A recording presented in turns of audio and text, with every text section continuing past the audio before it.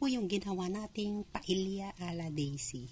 May ano yan, may malagkit at saka pasta. Pinagsama-sama ko lang po yan. Gusto kong kumain ng may manok yan, may malagkit. Ang ginawa ko po yan, iginisa ko yan sa bawang sibuyas. Isinama ko po yan yung manok at saka yung kaunting malagkit. Tapos linagyan ko po yan ng gata. Tinimplahan ko yan. Pagkayari nilagay ko yung pagpaluto na nilagay ko yung pasta.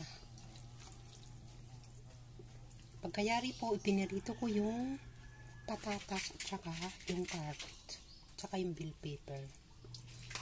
Tapos linagyan ko siya ng spaghetti sauce.